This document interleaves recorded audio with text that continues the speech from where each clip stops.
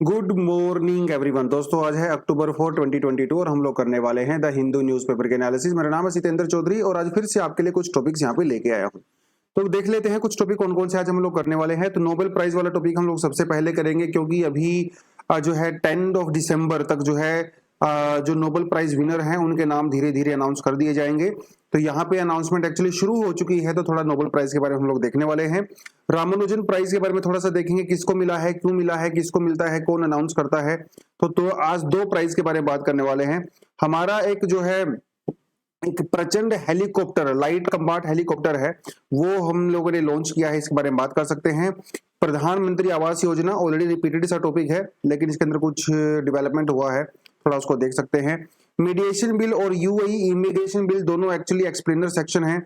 बहुत ज्यादा इंपॉर्टेंट तो नहीं है, खासकर ये दूसरे वाला, ये वाला इंपॉर्टेंट हो सकता है, लेकिन अभी जस्ट बिकॉज ये बिल है तो इसके बारे में ज्यादा डिस्कशन नहीं करूंगा, लेकिन हल्का फुल्का आपको बता दूंगा कि इसका ऑब्जेक्टिव क्या है, मीडिएशन का मतलब क्या होता है, कौन कौन से कानून जो है वो इंडिया में है, थोड़ा इसके बारे में हम लोग बात कर सकते हैं। और तमिलनाडु के अंदर जो ब्रेकफास्ट की जो स्कीम लॉन्च की गई है स्कूल्स में, उसकी थोड़ी हम लोग यहाँ पे एनालिसिस कर सकते हैं। एडिशनल आर्टिकल भी अपने पास रहेंगे और कुछ एमसीक्यूज भी हम यहाँ पे देखने वाले हैं।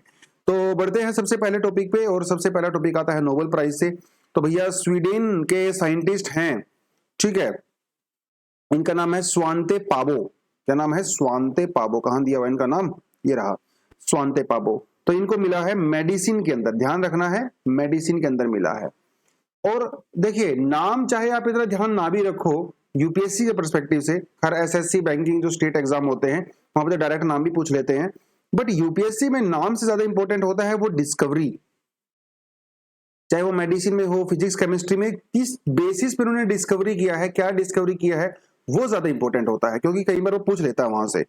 तो इन्होंने डिस्कवरी किया है कि भैया जो ह्यूमन बींग्स हैं, मतलब हम लोग होमोसेपियंस है ना, होमोसेपियंस, तो इनका ये कहना है कि भाई ऐसी क्या खास बात है जो होमोसेपियंस को स्पेशल बनाती है कि हम लोगों ने तो सरवाइव कर लिया, लेकिन जो हमारे दूसरे स्पीसीज थे उन्होंने सरवाइव नहीं किया। ठीक है, अलग अलग स्पीसीज होते हैं ना, जैसे टाइगर अलग स्पीसीज है, एलिफेंट अलग स्पीसीज है, इसी तरह से इंसानों के भी अलग अलग स्पीसीज हुआ करते थे। हम जो है होमोसेपियंस हैं, ऐसे ही जो है निएंडरथल हुआ करते थे, ऐसे ही जो है दूसरे स्पीसीज भी हुआ करते थे। ठीक है, तो इंसानों के अंदर ऐसी क्या खास बात है जो, जैसे एक जो है डेनिसोवंस हुआ करते थे, डेनिसोवंस से अलग स्पीसी हुआ करते थे, निएंडरथल जो है अलग हुआ करते थे, ऐसे ही हमारे पास होमो इरेक्टस भी थे, वो अलग हुआ करते थे। लेकिन टाइम के साथ साथ क्या हुआ, इंसान ने सरवाइव कर लिया, होमोसेपियंस ने, और ये बाकी दूसरे जो है वो सरवाइव नहीं कर पाए। हालांकि पहले हम लोग एक साथ ही रहते थे, फिर बाद में हमारी ब्रांचेस अलग अलग होगी, जैसे एप्स है ना, हमारी ब्रांच अलग हुई है एप्स से। तो इस तरह की चीजें होती हैं, तो अलग अलग स्पीसीज होते हैं। तो क्या चीज हमें खास बनाती है, तो इन्होंने इसके बारे में डिस्कवरी किया। बेसिकली इन्होंने ये डिस्कवरी किया कि हमारे जो डीएनए होते हैं हम उनको कंपेयर कर सकते हैं, और डीएनए कंपेयर करने के बाद हमारा जो इम्यून सिस्टम है वो किस तरह से काम करता है, वो इन्होंने बेसिकली डिस्कवर किया था। ठीक है, तो ये थोड़ा सा आपको पता होना चाहिए। जैसे निएंडरथल्स हैं, निएंडरथल बेसिकली ना यूरोप के अंदर रहते थे, और 30-40 हजार साल पहले ही वो उनकी, ऐसा माना जाता है कि लास्ट जो निएंडरथल था जो धरती के ऊपर सरवाइव किया था, वो ऐसा माना जाता है कि 15 से 20 हजार साल ऐसा हुआ होगा, वो एक्चुअली यूरोप में रहा होगा। ठीक है, उसके बाद उनकी डेथ हो गई और ह्यूमन सेपियंस ने पूरा टेक ओवर कर लिया। 8 लाख साल पहले माना जाता है कि वो निएंडरथल जो है वो इंसानों से अलग हो गए थे। 8 साल पहले हम लोग इकट्ठे ही रहते थे, इंटरब्रीडिंग भी करते थे, और ऐसा माना जाता है कि अगर आप यूरोप में जाते हो, यूरोप के अंदर अभी भी 1 से 2% जो हमारे जीन्स हैं वो निएंडरथल के साथ मैच करते हैं, मतलब हम लोग साथ में ही को ब्रीडिंग भी करते थे। और अगर आप जैसे अगर आप रशिया में जाते हो, साउथ ईस्ट एशिया में जाते हो, तो जैसे डेनिसोवंस, ये अलग स्पीसी हुआ करते थे। ऐसा माना जाता है कि हमारे 5 से 6% जो डीएनए हैं, जीन्स हैं, वो डेनिसोवंस के साथ हम लोग शेयर करते हैं। तो बेसिकली हमारे जीन्स जो हैं वो दूसरे स्पीसीज के साथ भी शेयर होते हैं, बट फाइनली हम लोगों ने सर्वाइव किया। जिन बच्चों के पास एंथ्रोपोलॉजी ऑप्शनल होता है वो इन चीजों को थोड़ा डिटेल में पढ़ते हैं। अगर आपको इंटरेस्ट है तो आप भी कोई एंथ्रोपोलॉजी की बुक लेके ह्यूमंस का जो इवोल्यूशन हुआ है उसके बारे में पढ़ सकते हो। इनको नोबेल प्राइज मिल गया है, हो सकता है भाई आप भी इस चीज में ज्यादा इंटरेस्ट ले लें, हो सकता है 20-30 साल 50 साल के बाद आपको भी नोबेल प्राइज मिल जाए। ठीक है। तो नोबेल प्राइज के बारे में थोड़ा सा डिटेल मैं आपको बता देता हूँ। हालांकि इसको आने वाले समय में और हम डिटेल में पढ़ेंगे, पहले भी इसको हम लोग कर चुके हैं, लास्ट ईयर भी नोबेल प्राइज। हर बार जब नोबेल प्राइज दिया जाता है तो सेम कंटेंट जो आपको दिया जाता है घुमा फिरा के, ठीक है। तो जो अल्फ्रेड नोबेल थे, उन्होंने जो है इसको बेसिकली, उनकी विल थी, है ना, जो मरने के लिए बाद लिखते हैं ना, तो उन्होंने इसको बेसिकली शुरू किया था। और नॉर्वे में भी दिया जाता है, स्वीडन में भी दिया जाता है। नोबेल पीस प्राइज बेसिकली जो है वो नॉर्वे के द्वारा प्रेजेंट किया जाता है, ठीक है। और बाकी दूसरे जो है वो स्वीडन के द्वारा दिए जाते हैं। ध्यान रखना है, नॉर्वे और स्वीडन दोनों इसके अंदर इन्वॉल्व होते हैं, ठीक है। क्यों होते हैं? क्योंकि अल्फ्रेड नोबेल ऐसा ही चाहते थे, वो ऐसा ही चाहते थे। ऐसा क्यों चाहते थे इसके बारे में कोई खास बात इन्होंने नहीं बताई। एक्चुअली पहले नॉर्वे स्वीडन एक ही हुआ करते थे, 1905 में दोनों अलग हो गए, तो ये भी एक रीजन हो सकता है, बाकी उन्होंने कुछ ऐसा बताया नहीं। उसके अलावा जो नोबेल फाउंडेशन है स्टॉकहोम के अंदर, वो जो है पीस प्राइज को इंडिपेंडेंटली देती है, ठीक है। ओस्लो में जो है वो एग्जिस्ट करती है। ये थोड़ा सा आपको लिए हल्का सा कंटेंट है, ठीक है। What does it take to Nobel prize? क्या चाहिए भाई आपको नोबेल प्राइज अगर लेना है तो क्या चाहिए? आप कोई साइंटिस्ट हो सकते हो, कोई पीस में आप काम कर सकते हो, ठीक है। इंसानियत के लिए कोई चीज जो बहुत ज्यादा कंट्रीब्यूट करती है अचीवमेंट के लिए, तो आपको पीस प्राइज मिल सकता है। मेडिसिन में मिल सकता है, इकोनॉमिक्स में मिल सकता है पीस प्राइज, फिजिक्स में मिल सकता है, ठीक है, जहां पे भी आपका वो होता है। 9 लाख डॉलर जो है वो पीस प्राइज दिया जाता है, ठीक है। और कब दिया जाता है? दिसंबर 10 को दिया जाता है, क्योंकि उस दिन जो है उनकी डेथ हुई थी 1896 के अंदर, ठीक है।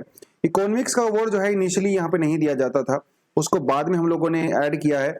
और ये इसका एक्चुअली इकोनॉमिक्स का जो नोबेल प्राइज होता है ना, उसका एक्चुअली ऑफिशियल नाम होता है Bank of Sweden prize in the economic sciences in memory of the Alfred Nobel. ये उसका ऑफिशियल नेम होता है। उसको वैसे हम लोग इकोनॉमी का नोबेल प्राइज बोल देते हैं, और बहुत सारे लोगों को दिया जा चुका है अब तक, ठीक है। और नॉमिनीज कौन कौन होते हैं? हजारों लोग दुनिया भर से नॉमिनेट किए जाते हैं।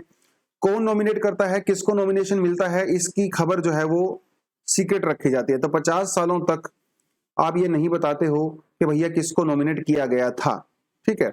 बाकी कुछ कुछ चीजें हैं, आने वाले समय में नोबेल प्राइज के बारे में और डिटेल में हम लोग डेफिनेटली बात करेंगे, जैसे जैसे आगे मिलने वाला है। अभी फिजिक्स में मिलेगा, पीस प्राइज वगैरह वो सब मिलने वाला है। तो 2 क्वेश्चन है यहाँ से आपके लिए प्रीलिम्स के पर्सपेक्टिव से, ठीक है। तो इनमें से कौन सी पर्सनैलिटी को जो है अभी तक नोबेल प्राइज नहीं मिला है? Mahatma Gandhi, Nelson Mandela, Martin Luther King और स्टीफन हॉकिंस? ये आपको कमेंट सेक्शन में बताना है, ऑप्शन आपके सामने है। Which of the following prize categories were not listed in the, जो उनकी विल थी, विल को हिंदी में पता नहीं क्या बोलते हैं, वसीयत बोलते हैं शायद, है ना, वसीयत जो थी उनकी, उसके अंदर इनमें से कौन सी कैटेगरी नहीं थी नोबेल प्राइज के लिए? लिटरेचर, इकोनॉमिक, फिजिक्स और फिजियोलॉजी और द मेडिसिन? ये अपने कमेंट सेक्शन में मुझे बता देना है, ठीक है जी। आगे बढ़ते हैं। तो नोबेल प्राइज के साथ साथ एक और प्राइज की बात कर लेते हैं, जिस प्राइज का नाम है शस्त्र रामानुजन प्राइज 2022। किसको मिला है? वो मिला है यूंकिंग टैंग को। प्राइज का नाम क्या है? शस्त्र रामानुजन प्राइज। तमिलनाडु में बेसिकली यूनिवर्सिटी है शंगमुग art science technology research academy, इसे शस्त्र कहा जाता है। इन्होंने 2005 के अंदर जो है शुरू किया था इस अवार्ड को, और उन लोगों को दिया जाता है जो मैथमेटिशियंस होते हैं। तो 32 साल की एज से कम जो यंग मैथमेटिशियंस होते हैं उनको ये अवार्ड दिया जाता है। और इस बार ये अवार्ड मिला है किसको? यांकिंग टैंग को मिला है। वैसे तो ये चाइनीज हैं, लेकिन अभी ये असिस्टेंट प्रोफेसर हैं यूनिवर्सिटी ऑफ कैलिफोर्निया बर्कले के अंदर, ठीक है, वहां पे उनको ये अवार्ड मिला है। इन्होंने जो डिस्कवरी की है या इन्होंने जो काम किया है वो जियोमेट्री ऑफ मॉड्यूलर कर्व में इन्होंने वो काम किया है। ये थोड़ा सा आपको इसके बारे में पता होना चाहिए। हर साल इसको दिया जाता है, और कब दिया जाता है? 22 दिसंबर को दिया जाता है, ठीक है, उस दिन दिया जाता है। और उसके पीछे कारण ये है कि उस दिन रामानुजन जी का बर्थडे होता है, उनका जन्मदिन होता है। और कहाँ पे दिया जाता है? तमिलनाडु में ही दिया जाता है, उनके होम टाउन में, ठीक है, कुंभकोणम, जहाँ पे उनकी वो पैदा हुए थे, ठीक है, तो वहां पे दिया जाता है। थोड़ा सा आपको बस इतना पता होना चाहिए। प्रीलिम्स में इस तरह की चीजें कभी कभी पूछ लेता है। एक बार इंदिरा गांधी पीस प्राइज पूछ लिया था एग्जाम में, ठीक है, किसको मिला है? तो induction of the indigenously built light कम्बाट helicopter, basically इस हेलीकॉप्टर का नाम है प्रचंड, बट पता नहीं क्यों इस पूरे आर्टिकल के अंदर जो है इसका नाम नहीं दिया हुआ है प्रचंड, बस इन्होंने खाली बोल दिया है लाइट कम्बाट हेलीकॉप्टर। तो भैया इंडिजिनियसली है, ठीक है, हम लोगों ने खुद बनाया है। बेसिकली इसके कंपोनेंट हमारे खुद के नहीं है, वो तो हम लोगों ने बाहर से लिए हैं, बट इसका डिजाइन वगैरह वो इंडिया ने खुद किया है, ठीक है, टेस्टिंग वगैरह भी हम लोगों ने खुद किया है। अभी हमारे पास जो हम लोग हेलीकॉप्टर चलाते हैं उसका नाम धनुष है, और ध्रुव भी है, ध्रुव हेलीकॉप्टर भी हम लोग चलाते हैं। यूएसए से हम लोगों ने हेलीकॉप्टर ले रखा है जिसका नाम चिनूक है, जो काफी एडवांस, दुनिया का सबसे एडवांस हेलीकॉप्टर माना जाता है चिनूक। ये भी हमारे पास है, अमेरिका से हम लोगों ने लिया है, लेकिन अभी हम लोगों ने खुद का अपना बना लिया है प्रचंड के नाम से। एक्चुअली 1999 में जब कारगिल वॉर हुआ था, उसके बाद हम लोगों को जरूरत महसूस हुई थी कि हम लोगों का खुद का भी एक होना चाहिए जो वेट में हल्का होना चाहिए। और ये सिर्फ वेट में ही हल्का नहीं है, ये दुनिया का अभी ऐसा माना जा रहा है एकमात्र लाइट कम्बर्ट हेलीकॉप्टर है जो 5000 मीटर इतनी ज्यादा हाइट पे जो है वो लोड को लेके जा सकता है। ये तो इसकी बड़ी खास बात है। और इसके अंदर डबल इंजन है, तो बाई चांस अगर एक इंजन खराब हो जाता है चलते चलते, तो दूसरे इंजन से आप जो है आराम से लैंड कर सकते हो। तो इम्पोर्टेंट है, तो थोड़ा सा बस आपको इसके बारे में ही पता होना चाहिए, ठीक है। और बेसिकली जो हमारी इंडियन एयरफोर्स है, और उसके अंदर इसको जल्दी ही इंडक्ट कर दिया गया है, लेकिन अभी इसकी टेस्टिंग वगैरह चलेगी कुछ दिन और टेस्टिंग वगैरह चलने के बाद जो है कुछ नए नए चीजों को हम लोग यहाँ पे डेफिनेटली ऐड कर सकते हैं। तो ये थोड़ा आपको पता होना चाहिए। एंटी टैंक भी होता है ये, और ठीक है, इसके अंदर 70 mm के रॉकेट्स होते हैं, एंटी टैंक गाइडेड ध्रुवास्त्र, ये मिसाइल इसके अंदर अटैच की जाती है। ध्रुवास्त्र तो ऐसा लगता है कोई बॉलीवुड की मूवी है, अभी एक नई मूवी भी आई थी ध्रुवास्त्र टाइप की लगती है। और मिस्ट्रल जो है एयर टू एयर मिसाइल भी इसके अंदर ऐड की गई है। इतना ज्यादा डिटेल यूपीएससी पूछता नहीं है, बट यस अगर आप किसी दूसरे एग्जाम के लिए प्रिपेयर कर रहे हो तो ये चीजें थोड़ी सी आपको पता होनी चाहिए। वन डे एग्जाम्स के बारे में पूछ लेता है। थोड़ा सा आगे बढ़ते हैं दोस्तों। 69% houses under the Pradhan Mantri Awas Yojana in the rural India are owned by the women. ऐसा गवर्नमेंट की नई रिपोर्ट में कहा गया है कि भैया जो सरकार ने प्रधानमंत्री आवास योजना 2016 में लॉन्च की थी, इसके अंदर 69% जो घर हैं या तो वो वीमेन के द्वारा ओन किए जाते हैं या फिर जॉइंटली, है ना, हस्बैंड वाइफ दोनों के द्वारा किए जाते हैं। ये थोड़ा सा आपको यहाँ पे पता होना चाहिए। ये जब स्कीम सरकार ने चलाई थी तो सरकार ने कहा था कि भैया हम लोग 2.95 करोड़ घर बनाएंगे, ठीक है, लेकिन जिनमें से अभी तक जो है सिर्फ 2 करोड़ ही पूरे हो पाए हैं, ठीक है। तो ये स्कीम है जो सरकार ने कहा है। एक स्कीम जो है प्रधानमंत्री उज्ज्वला योजना भी है, ठीक है, और ये नारी शक्ति इनिशिएटिव का ही पार्ट है। उज्ज्वला योजना के अंदर क्या है, जो महिलाएं हैं जो हाउस होल्ड हैं उनको जो है क्लीन कुकिंग वाटर दिया जाना है, ठीक है, और वीमेन की हेल्थ और बच्चों की हेल्थ के ऊपर भी यहाँ पे फोकस किया जाता है। तो एलपीजी सिलेंडर वगैरह दिए जाते हैं उज्ज्वला स्कीम के तहत, ये आपको अच्छे से पता है। 9 करोड़ एलपीजी सिलेंडर अभी तक दिए जा चुके हैं। और सिर्फ ये कोई ऐसी मतलब कोई छोटी मोटी स्कीम नहीं है भाई, इंटरनेशनल एनर्जी एजेंसी जो है, ठीक है, उसके द्वारा भी इसको रिकॉग्नाइज किया गया है। और ये कहा है कि भैया अपने आप की दुनिया में एकमात्र ऐसी स्कीम है, इससे एक तो महिलाओं की हेल्थ इंप्रूव होती ही है डेफिनेटली, पोल्यूशन भी कम होता है, इंडोर पोल्यूशन और वो सारी चीजें तो डेफिनेटली यहाँ पे है ही, ठीक है। एक और स्कीम जो महिलाओं के उत्थान के लिए, डिग्निटी के लिए चलाई गई है वो स्वच्छ भारत मिशन भी है ऑफ कोर्स, जिसके अंदर 11.5 करोड़ टॉयलेट्स अब तक बनाए जा चुके हैं, ठीक है, और रूरल एरियाज में, और 70 लाख जो अर्बन एरिया में टॉयलेट्स बनाए जा चुके हैं। और टॉयलेट आपको पता है कि महिलाओं के लिए कितनी ज्यादा इंपॉर्टेंट चीज होती है, खासकर अगर महिलाएं बाहर जाती है तो बहुत सारे थ्रेट होते हैं ना, एक्सप्लॉयटेशन भी होता है, जानवर वगैरह हमला कर देते हैं। और यूनिसेफ ने एक सर्वे किया था इंडिया में, और जो मिलिंडा एंड गेट्स जो फाउंडेशन है, काफी बड़ा एनजीओ है, उन्होंने एक सर्वे किया था जिसके अंदर उन्होंने कुछ ये चीजें फाइंड आउट की थी।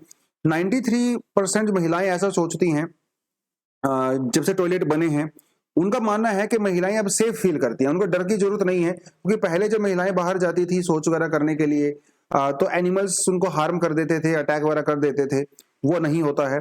93% महिलाओं को ऐसा लगता है कि घर में टॉयलेट बनने की वजह से उनको हेल्थ इन्फेक्शंस नहीं होता है।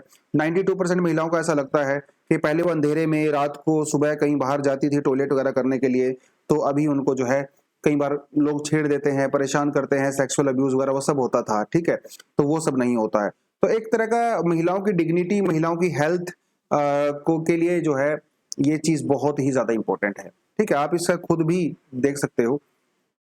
बाकी हमारे पास 2 स्कीम है, प्रधानमंत्री आवास योजना ग्रामीण अलग है और अर्बन हमारे पास अलग है। 2016 में हम लोगों ने ग्रामीण लॉन्च किया था, ये कंटेंट पुराना है, ऑलरेडी मैंने 3-4 दिन पहले भी आपको दिया था। मिनिस्ट्री ऑफ रूरल डेवलपमेंट ने ये इसको लॉन्च करता है, ठीक है। बिलो पॉवर्टी लाइन जो भी लोग होते हैं उनको एक पक्का घर दिया जाता है कच्चे घर के कंपैरिजन में। बाकी SC ST, बॉन्डेड लेबर्स, ठीक है, विडोज, इनको ज्यादा प्रेफरेंस यहाँ पे डेफिनेटली दिया जाता है। और हमारे पास जो सोशियो इकोनॉमिक कास्ट सेंसस है 2011, उसके हिसाब से जो बिलो पॉवर्टी लाइन होते हैं उनको प्रेफरेंस यहाँ पे दी जाती है। तो इसके कुछ फीचर्स वगैरह आप थोड़ा यहाँ पे देख सकते हो। ऐसे ही हमारे पास अर्बन भी होता है। 2019 में हम लोगों ने रूरल लॉन्च किया था, फिर 21-22 में हम लोगों ने अर्बन भी लॉन्च किया था, ठीक है, जिसके अंदर भी घर बनाए जाने हैं। खासकर जो अर्बन पुअर होते हैं, जो स्लम ड्वेलर्स होते हैं, उनको पक्का घर सरकार के द्वारा दिया जाता है, ठीक है। ये कुछ कुछ चीजें डेफिनेटली आप यहाँ पे दे सकते हो। प्रेफरेंस यही रहती है जो घर की जो ओनरशिप होती है वो महिलाओं के पास होनी चाहिए, लेकिन वो ज्वाइंट भी हो सकती है, इसमें कोई ऐसी दिक्कत नहीं है। तो senior citizen, SC ST, transgender, single women, minorities, इनको यहाँ पे ज्यादा प्रेफरेंस दी जाती है। तो ये जो स्कीम्स वगैरह है, थोड़ा इसको 2-4 बार पढ़ोगे आपको याद हो जाएगा, और एग्जाम्स में फ्रीक्वेंटली यहाँ से सवाल आपसे पूछे जाते हैं। दो छोटे छोटे टॉपिक हैं, 2-2 लाइन के, थोड़ा सा आपको बता देता हूँ। देखिए, चाइना ने खुद का अपना पैसेंजर जेट भैया बना दिया है। हालांकि चाइना के पास ऑलरेडी है, बट यूजुअली क्या है ना, पूरी दुनिया में, मतलब पूरी दुनिया में, इवन इंक्लूडिंग रशिया, 90% से ज्यादा जो भी ये एयरक्राफ्ट होते हैं ना, पैसेंजर एयरक्राफ्ट होते हैं, वो मोस्टली 2 कंपनी के होते हैं। या तो बोइंग के होते हैं, ठीक है, बोइंग एक बहुत बड़ी एक यूरोपियन कंपनी है, और अमेरिका के साथ भी जो रहता है। बोइंग के बहुत ही ज्यादा होते हैं, और एक होती है एयरबस, ठीक है। अब इतना मुझे ध्यान नहीं एयरबस अमेरिका की है या बोइंग अमेरिका की, शायद बोइंग अमेरिका की है, एयरबस ब्रिटेन की है, बट जो भी है 90% एयरक्राफ्ट इन्हीं के होते हैं। लेकिन भाई, जैसे हम लोग आत्मनिर्भर भारत की बात करते हैं, ऐसे चाइना भी आत्मनिर्भर चाइना की बात करता है। और जब वो आत्मनिर्भर चाइना की बात करते हैं ना, तो बहुत जल्दी जल्दी स्टेप लेते हैं।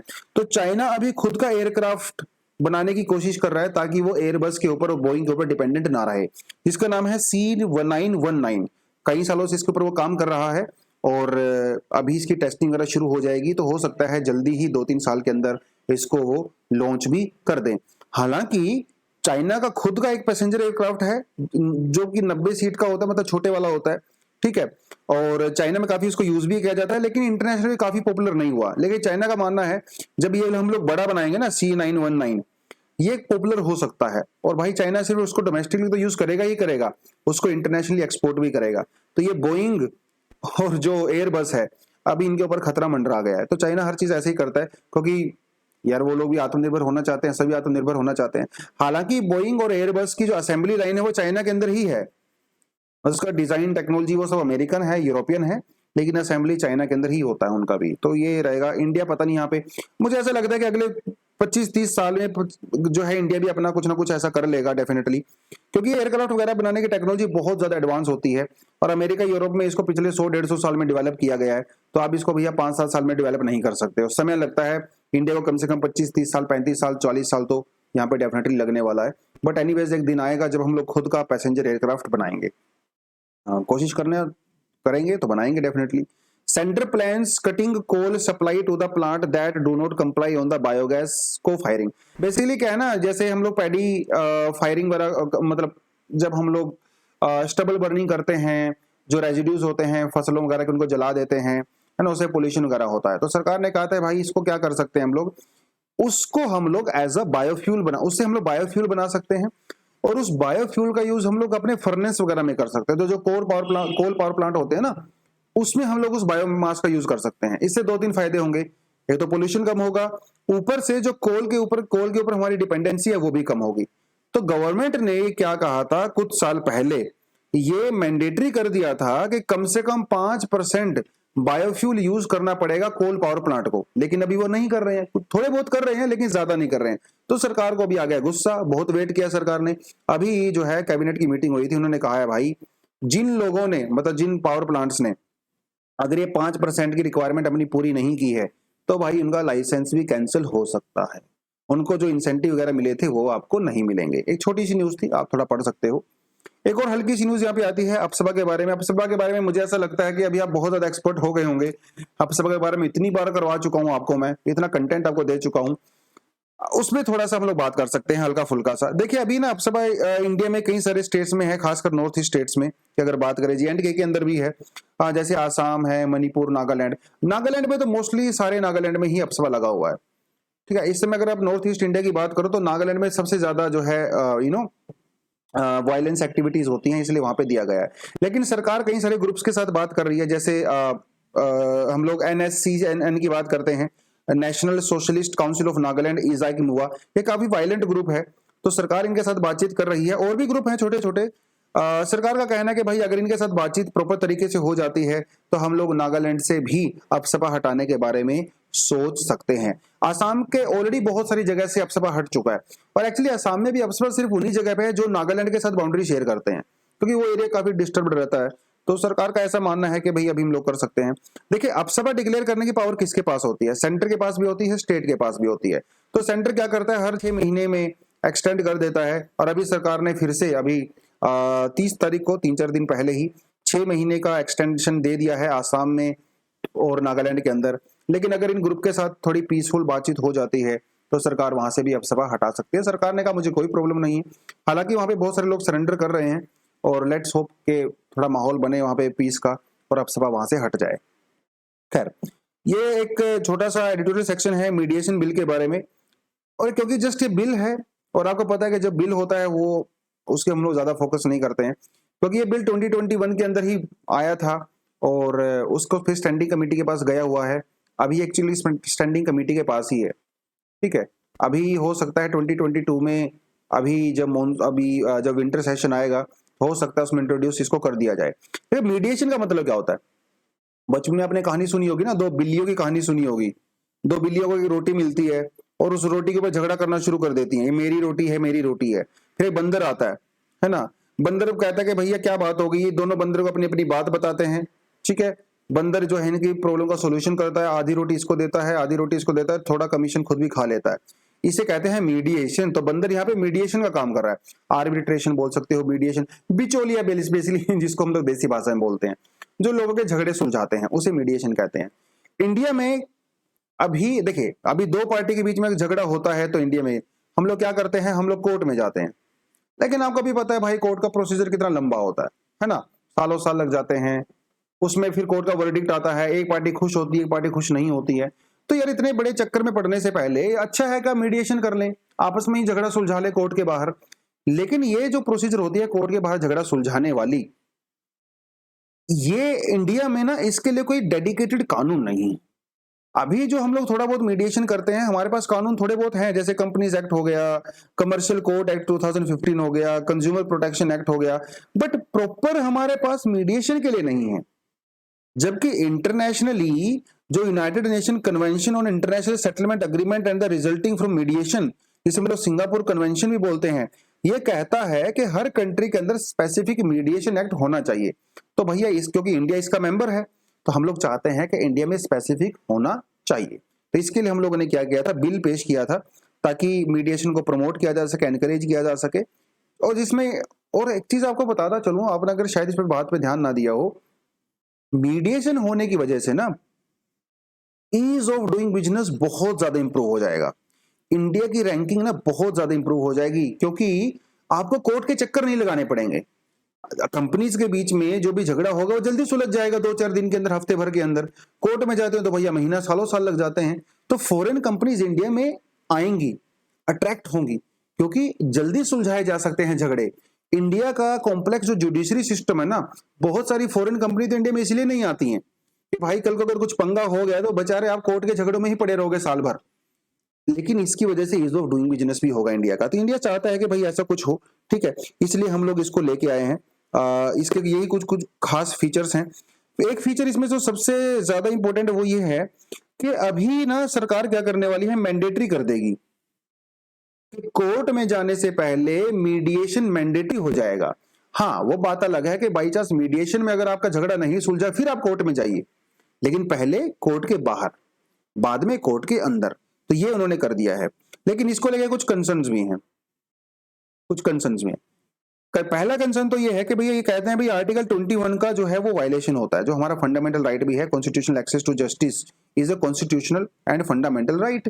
इनका कहना है कि अगर 2 पार्टी के बीच में झगड़ा हो रहा है, ये कोर्ट में जा सकते हैं, ये इनका फंडामेंटल राइट है।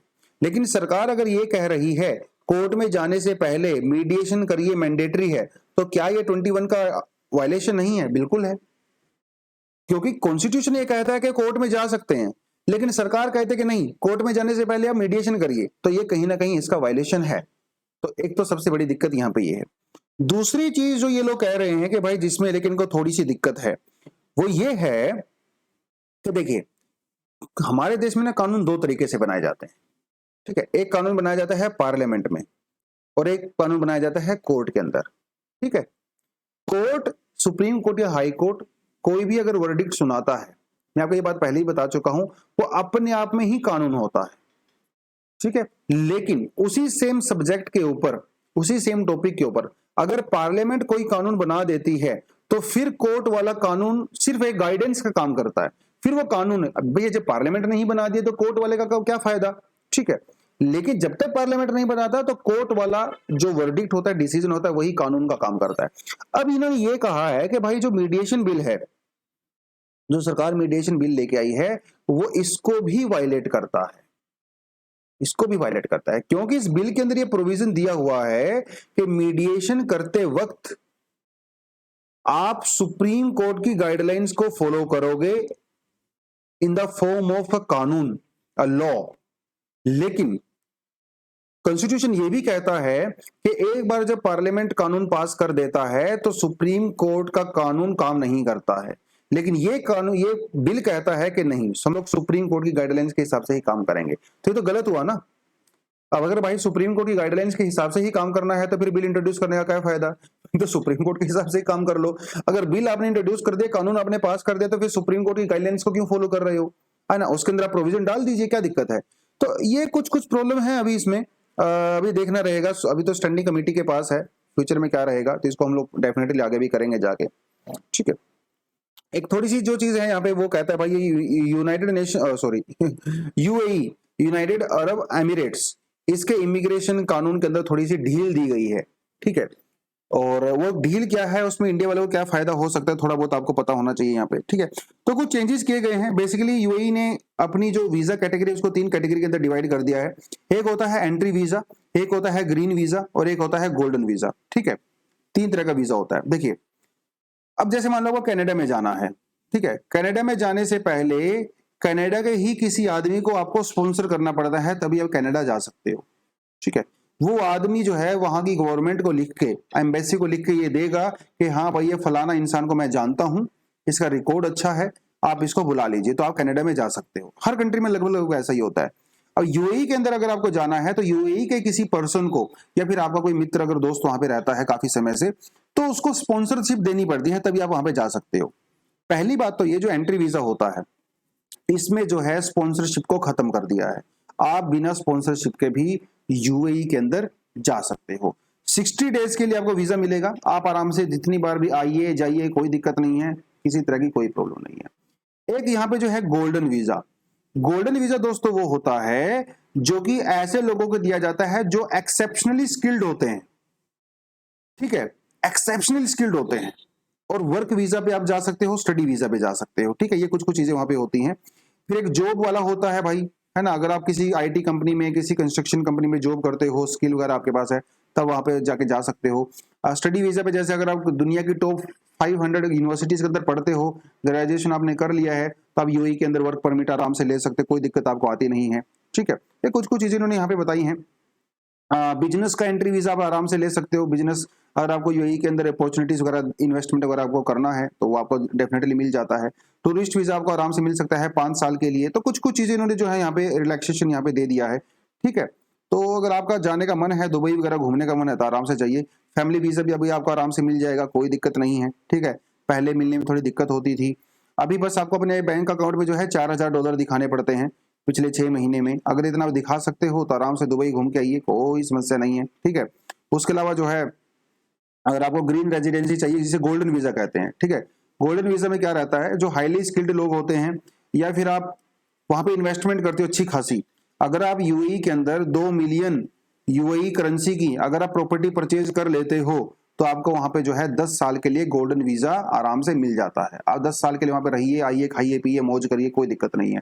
बाकी जो डॉक्टर्स होते हैं, नर्सिस होती हैं, आप कोई साइंटिस्ट हो, स्टूडेंट हो, उस केस में भी आपको जो है 10 साल का वीजा वहां पे मिल जाता है। इंडिया वालों को यहाँ पे बहुत बेनिफिट होने वाला है। अभी जो है लगभग 35 लाख लोग जो है वो यूएई के अंदर इंडियन रहते हैं, जो कि इंडिया यूएई की पॉपुलेशन का 30% है। सोच के देखिए, यूएई की पॉपुलेशन का 30% सिर्फ इंडियंस हैं, ठीक है। और इंडिया, यूएई बहुत प्रेफर्ड डेस्टिनेशन मानी जाती है इंडियंस को लेके, काफी पसंद करते हैं हम लोग यूएई में जाना। तो जब इतने सारे रिलैक्सेशन दे दी गई हैं, तो आने वाले समय में इंडियंस लोगों को काफी बेनिफिट वहां पे होने वाला है। अगर आपने किसी अच्छी यूनिवर्सिटी से ग्रेजुएशन की है, अगर आप यूएई के अंदर काम करना चाहते हो, आप अप्लाई करिए, आपको झट से वीज़ा मिल जाएगा। वहाँ पे जो है 2-4 साल 5 साल पैसा कमाइए, खूब सारा पैसा कमाइए, इंडिया में आइए, उसको उड़ाइए, कोई दिक्कत नहीं है, ठीक है, आराम से मौज करिए। चलिए आगे बढ़ते हैं दोस्तों। इज तमिलनाडु's ब्रेकफास्ट स्कीम पॉपुलिस्ट और द पर्टिनेंट? पॉपुलिस्ट का मतलब है फ्रीबी।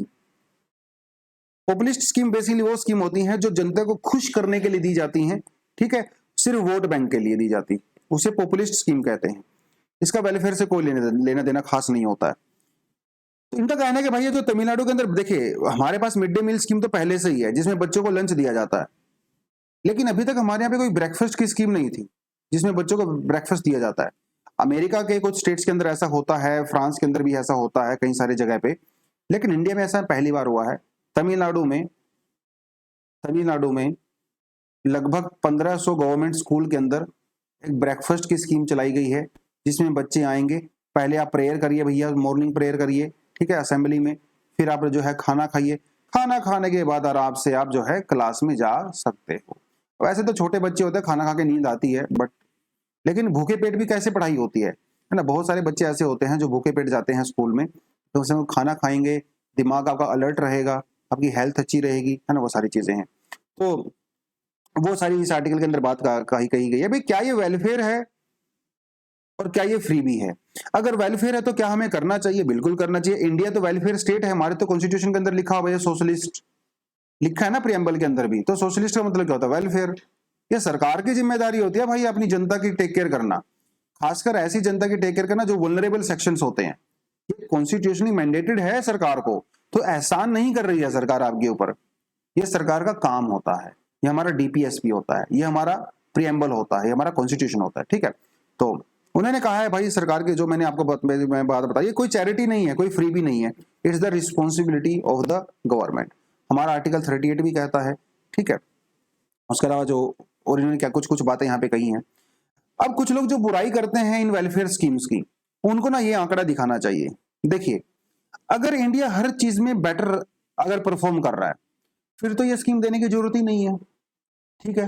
फिर तो अगर हमारे यहाँ पे पॉवर्टी नहीं है, हंगर नहीं है, अगर स्टंटिंग नहीं है, मालन्यूट्रिशन नहीं है, फिर तो स्कीम देने की जरूरत ही नहीं है। लेकिन अगर ये चीजें एग्जिस्ट करती हैं तो आपको वेलफेयर देना चाहिए। जैसे अगर आप ग्लोबल फूड सिक्योरिटी इंडेक्स की बात करते हैं तो इंडिया 71 रैंक पे है आउट ऑफ 113 कंट्रीज, तो काफी पुअर परफॉर्मेंस है हमारी। अगर आप ग्लोबल हंगर इंडेक्स की बात करते हो तो इंडिया का रैंक आता है 101 आउट ऑफ 116 कंट्रीज, भैया यहाँ पे भी हम लोग बहुत पीछे हैं। अगर आप ह्यूमन डेवलपमेंट इंडेक्स की बात करते हो तो इंडिया का रैंक है 132 आउट ऑफ 191 कंट्रीज, यहाँ पे भैया हम लोग बहुत गंदा परफॉर्मेंस दे रहे हैं। हमारी जो मीन स्कूल एयर की एज है वो 6.7 ईयर्स है, यहाँ पे बहुत खराब परफॉर्म कर रहे हैं। अरे भाई, जब हमारी परफॉर्मेंस इतनी ही खराब है तो वेलफेयर क्यों ना करें? समझ रहे हो बात? तो ये आंकड़े सीधा सीधा तो बोल रहे हैं वेलफेयर करिए। अच्छा परफॉर्म करते तो बात अलग थी, लेकिन खराब परफॉर्मेंस कर रहे हैं तो सरकार को पुश करना चाहिए। तो यही इनका बेसिकली यहाँ पे आर्गुमेंट है।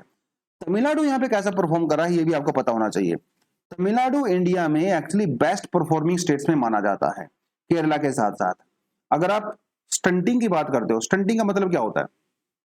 जब बच्चा जो है उतनी ग्रोथ नहीं करता अपनी एज के हिसाब से, है ना, उसका वेट कम हो जाता है, उसकी हाइट कम हो जाती है, उसे स्टंटिंग कहते हैं, ठीक है। इंडिया में जो हमारी ऑल इंडिया एवरेज है वो है 22%, मतलब आउट ऑफ 100 बच्चे इंडिया में 22 बच्चे ऐसे होते हैं जिन बच्चों की हाइट उनकी एज के हिसाब से कम होती है, क्योंकि उनको प्रॉपर न्यूट्रिशन नहीं मिलता। कर्नाटका के सॉरी तमिलनाडु के अंदर ये एवरेज होती है 10%, मतलब तमिलनाडु ऑलरेडी इंडिया के कंपैरिजन में बहुत अच्छा परफॉर्मेंस करता है। सिर्फ ये स्टंटिंग की बात नहीं है, अंडरवेट में भी तमिलनाडु जो है वो काफी अच्छा परफॉर्म करता है। ऑल इंडिया 35% बच्चे अंडरवेट होते हैं, तमिलनाडु में इनकी संख्या होती है 23%, केरला में है 21%, तो उससे अच्छा परफॉर्म कर रहा है। माल न्यूट्रिशन वाले केस में भी तमिलनाडु जो है वो ऑल इंडिया से अच्छा परफॉर्म करता है। ऑल इंडिया वो एवरेज है 22%, तमिलनाडु की एवरेज है 19%, केरला की है 16%, दोनों स्टेट काफी अच्छा परफॉर्म करते हैं। उसके अलावा अगर आप माइक्रो न्यूट्रिएंट डेफिशिएंसी की बात करो, ओवरऑल न्यूट्रिशन की बात करो, स्कूल अटेंडेंस की बात करो, यहाँ पे भी तमिलनाडु ऑल इंडिया एवरेज से काफी अच्छा परफॉर्म करता है। ठीक है, तो ऑलरेडी अच्छा परफॉर्म तमिलनाडु कर रहा है, इसमें कोई डाउट नहीं है, और इसका बहुत ज्यादा जो क्रेडिट है वो ऐसी ही वेलफेयर स्कीम्स को भी दिया जाता है। ठीक है, अब इनका यह कहना है कि भाई इस स्कीम के अंदर कितना पोटेंशियल है। पहली बात तो सरकार ने यह कहा कि बहुत सारे बच्चे ऐसे हैं जो भूखे पेट घर आते हैं, लेकिन सरकार के पास कोई एक्चुअली आंकड़ा नहीं है। ये स्कीम लॉन्च करने से पहले सरकार ने कोई कमेटी वगैरह नहीं बनाई थी जो एक्चुअली में पता लगा सके कितने बच्चे भूखे पेट आते हैं। तो पहली बात तो इसकी सक्सेस के ऊपर ऑलरेडी क्वेश्चन मार्क उठता है। हालांकि कुछ बच्चे भूखे पेट डेफिनेटली आते होंगे, बट सरकार के पास कोई ज्यादा आंकड़ा नहीं है। दूसरा, इन्होंने ये कहा है कि भाई ये स्कीम कितना सक्सेसफुल होगी इस पे अपने आप में काफी डाउट है, क्योंकि तमिलनाडु ऑलरेडी काफी अच्छा परफॉर्म करता है। इस स्कीम से और बेटर कितना कर सकता है, इसमें काफी सारे डाउट हैं। ठीक है, क्योंकि ऐसा भी माना जाता है कि जो बच्चे भूखे पेट आते हैं स्कूल में, उसका रीजन बहुत बड़ा स्कूल की टाइमिंग भी होता है, क्योंकि बच्चों को सुबह सुबह जल्दी निकलना होता है, तो कई बार वो भूखे पेट ही स्कूल चले जाते हैं। ये भी एक बहुत बड़ा रीजन यहाँ पे माना जाता है। फाइनेंशियल सिचुएशन की अगर बात करें, गरीबी की बात करें, तो तमिलनाडु में पर कैपिटा इनकम ऑलरेडी काफी अच्छी है ऑल इंडिया के कंपैरिजन में। तो गरीबी वाला आर्गुमेंट आप यहाँ पे बहुत ज्यादा नहीं दे सकते कि गरीबी की वजह से बच्चे आते होंगे, बट अगर कोई बच्चे आते भी हैं तो डेफिनेटली ये स्कीम उनको बेनिफिट देने वाली है।